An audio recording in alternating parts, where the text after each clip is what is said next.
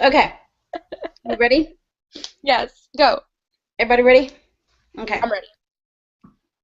Hi everyone, welcome to K-Drama Hangout, your weekly review into your favorite Korean dramas episode by episode. My name is Melody, and I'm here with Kat and Sarai. Hi. Hi. Okay, so today we're going to be reviewing Oh My Venus episodes 7 and 8. So if you missed our reviews for episode 5 and 6, please check the description box below and you'll find the link there. Hi, so here's the episode recap in about 60 seconds. After Jun and Hoyoung kiss, they both realize that they do in fact like each other. However, Hoyoung still hasn't told Jun about him being an heir to the Gahong Corporation. So that changes when Hoyoung and Jun end up attending the same meeting to sort out the affairs of Hoyoung becoming the new director of Gahong Medical Branch.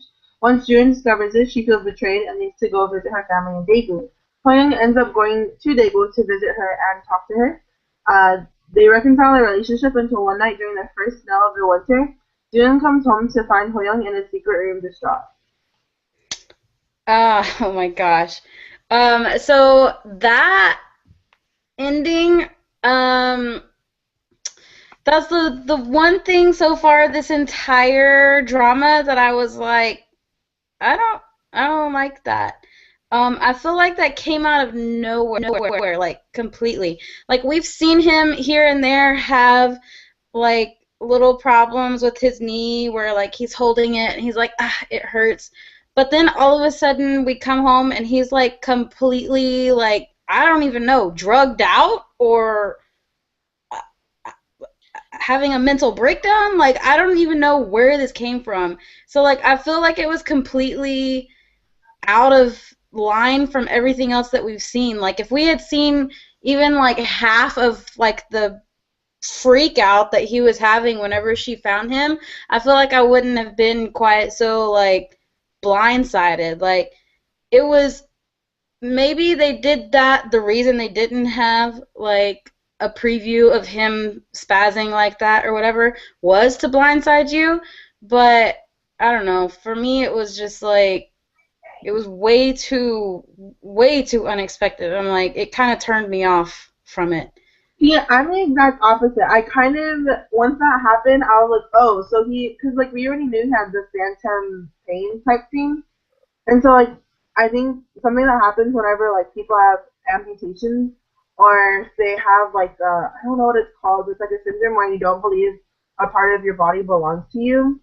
You have, like, phantom pain or you have, like, phantom things like you are like, what is this? Like, this doesn't belong to me or whatever. Like, Right. I think because you already have the phantom pain, like, at some point he was trying to take his weight. Like, because you saw, like, the scissors and stuff next to him, so I feel like he was trying to do something to his knee because he keeps feeling that phantom pain. And you know how, like, the doctor, when you first went, the doctor was like, oh, like, you're fine. Unfortunately, there's nothing that we can really do for phantom pain type thing. So he was trying to do that. And I feel like we won't know the rest of the story until, like, the next episode. You know how they always go back in time to explain the story of what happened, and then it continues on? So I'm kind of annoyed about that. But I don't know. It didn't really blindside me too much. I was Yeah. happy there was no blood. Yes, definitely. I agree. Yeah, Because yeah. when I saw him on the floor and then I saw the scissors, I was like, oh my gosh, is he trying to kill himself? Yeah, like when I saw the scissors too, and then I checked his knee to see if he like had cut his knee or something to try to repair something himself. I don't know. But it was just like the scars from surgery that he's always had. So I still didn't understand why the scissors were there, why he was having a breakdown in the middle of the room, like I don't know. Well, we'll find out, I guess, in the next episode. But I'm just glad there's no blood. What are some of the other like OMG moments that y'all had? You go first, Sarai. Oh my gosh. Okay. So I'm gonna pick one because I liked about every single scene in these two episodes. So I can't say everything, but my most favorite scene is when Hoyoung and Joan are in Daegu, and they are talking on the street, and he's sending her home to go to sleep. And then she says, don't read too much into this, but you want to come up and sleep and hold hands. And so when they were sleeping together, holding hands and talking, and he looks at her father's picture, and he's like, I'm sorry. I just felt it was so funny. And then on top of that, I felt it was such a really cute moment. I like cute things, not entirely, but I think it was just very simple and very cute at the same time. So I like it. Yeah, that's mine. I had a lot of oh my gosh moments. Most of them were with Soji Sub, just because I am really happy about this drama with him in it, because all of his other dramas that I've watched he's a very serious role. Like even though Master Sun is a comedy, more of a comedy, his character is still very serious. Like, it takes a while before you can see him kind of come out of that shell in Master Sun. And he has like this tone in his voice and in his delivery that's like really dry but really funny. So like whenever he delivers those lines, it's like, oh my gosh, you're so cute. I love it so much. And then one of my favorite parts was Henry. Well, not Henry. I can't remember his character name. I just call him Henry every time he comes on the screen. But when she is in Daegu and both of them are like, where is she, ma'am? Where's ma'am? Da da da. And then it cuts to them three lounging around on the couch and on the coffee table watching TV. And they're like, ugh, what is this? Henry's like, I don't want to do anything. And they're like, it's June Day. And then she knocks on the door and she comes in and she's like, I'm home. And they're all like, yes! Like, they're all happy to see her. Like, they're like, yes! They're all in the relationship with her or something. So that was super cute. I loved that. Like, the relationship that you see amongst all of them whenever she came back. It was super cute. Oh, and this girl that's like, Oppa, to the boxer just needs to. She's getting on my nerves. Like, she's a creeper. I'm like, my opinion, I'm like, okay, if she's that famous, then she would know how annoying, like, clingy, freaky fans are. So she should be, like, normal, not like, Oppa, you want to take me to get meat? You want to kiss me? You want to date me? I'd be like, slow down, lady. Slow down. And on top of that, he doesn't pay her much attention. So he's so cute, too. Oh, my God. After he got his haircut, he just got hotter. He's always hot. He's always been hot.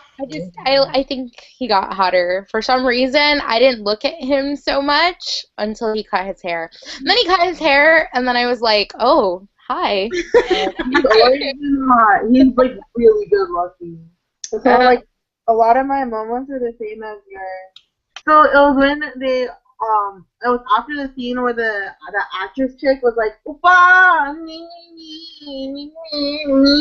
Speaking of which, I really like her manager, the one that's like, oh, you're gonna kill me. Like, do you want to see me die? Whenever he's pulling her away, I'm like, I like you, manager. But no, okay, so when they all come home and Henry was making fun of himself, and then she, like, runs out of her room with her briefcase, and it's, like, smelling horrible. Oh. Dude, I laughed so hard. Like, all of their faces were priceless, and then whenever she's, like, making them smell it while they're sitting on the couch, she's like, here, which one smells? And then they're like, Henry's like, did your bag take a poop?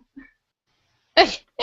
I love how she was like, oh, a peach got squished in it 3 months ago, or however long it was, and I was like, what? Like I wasn't really like I was just, watching, and then whenever she said that, my face went exactly like their faces were. I was like, "Oh God." 3 months ago, Lord. Like I started covering my nose and everything as if it was right in front of me. I was like, I don't want to smell that. I gave my disgusted face. Yes, I was like, oh. I really like the little hitch that was at the end of episode 7, where they run into each other at the meeting as introducing him as the director, and she's all offended and blah blah blah. I really like that hitch got solved in one episode. Like, Yeah, me too. I'm so happy about that, because like normal life, so there's some sort of misunderstanding, and if it's like a, you trust, well, not, I mean, I guess she felt betrayed, so she didn't necessarily trust him. But then again, like, you're in a relationship, and if you want that relationship to work, then you're going to talk to the person, and you're going to work out the misunderstanding.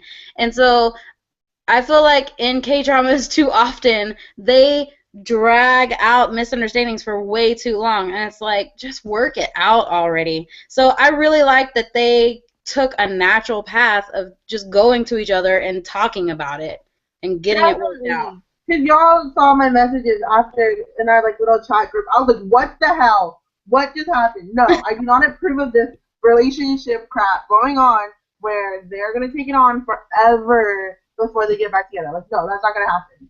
And I really, whenever you said that, I wanted to be like, just watch the next episode. But I couldn't, because I didn't want to ruin it for you. So when recording Korean dramas like this one, the director usually calls out a good take by saying print, or a bad take by saying NG or no good. So what do you guys give these 2 episodes? I'm going to give them both prints for the most part. The 2 characters have good chemistry together, and I love, like, you just get pulled into it. I don't know. I would give both of these episodes a print. Only because now I'm starting to like really, really like this drama. Not necessarily because of like this like Closey Sub and like that character, but the girl that I forgot her name because I don't like her whatsoever. But a friend from like high school or college or whatever that's now her boss. Like whenever she's like having her meltdown about how she's like, oh, like I'm this pretty now, like I should be having like that kind of life. Yes. You realize it's kind of like showing like the downside to everything. Because like how every girl wants to be like the pretty that you see, and you want to be able to live that life with the person that you are like that you want to be, I guess, or that you're jealous of. And then once you achieve that, it's not always gonna work out the same way or whatever. It just like I guess like the heading meanings, I guess, of everything are just kind of starting to like really show like a more positive side, I guess, if that makes sense, or like a more like, I don't know how to explain it, but I'm starting to really like it just because of everything, like how he was even like at her like I guess nephew in a sense, his parents say when he's just like looking at him makes me miss like the old you or something like that. Like it's just starting to like tie in like positive things of that are normally like overlooked in more dramas and TV shows just in general, I guess. So I'm starting to really like this, so I'm gonna go ahead and give it a print from these 2 episodes. So for me, it's a definite print. Like I think these 2 episodes were like my top 2 episodes of this whole drama. I mean, we still got more to go, but I'm just gonna say so far I really like both of them. I have to say that these 2, they really worked together and built the story, and then at the same time, the character building is amazing, and then I love Henry.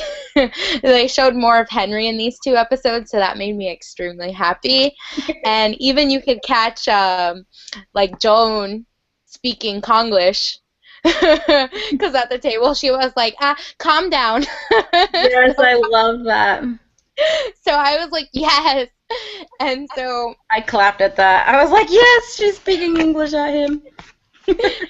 I love it. I love how they're all together right now. The way that the story's going, yeah, and everything that's happening and the moments were really good. So print, print, print, print, print.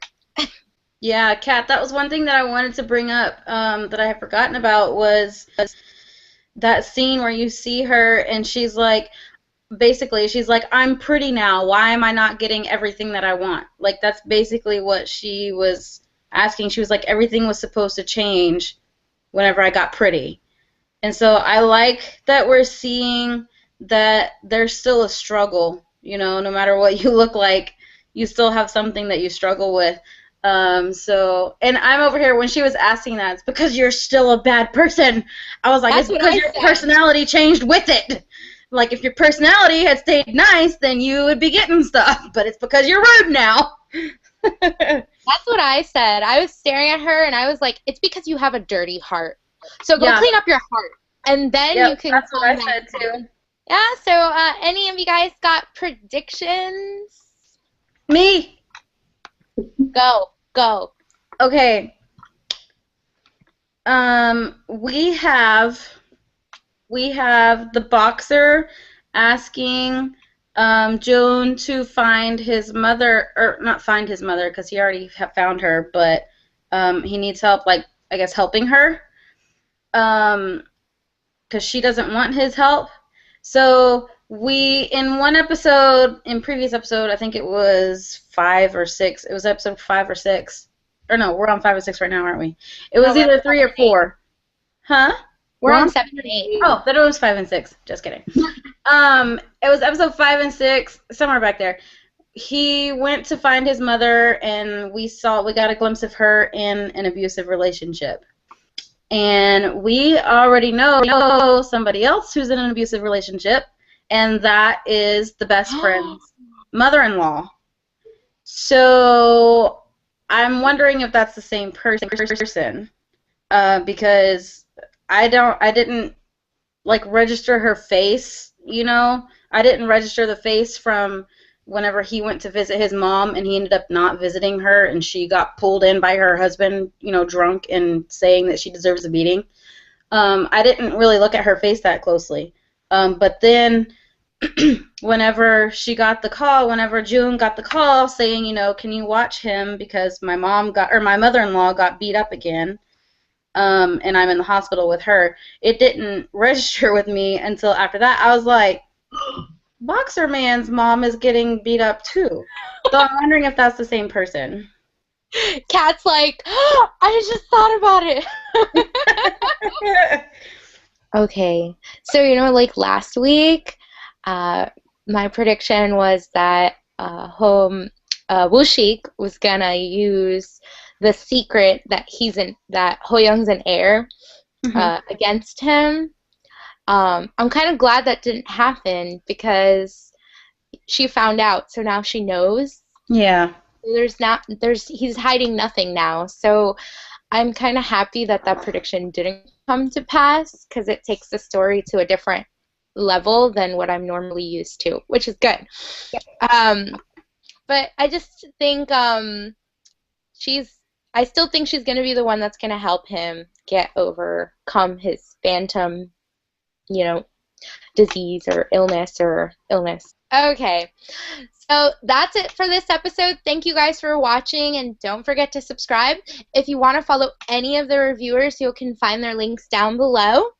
Come in and hang out with us next week as we review episode 9 and 10, but until then, keep it dramatic.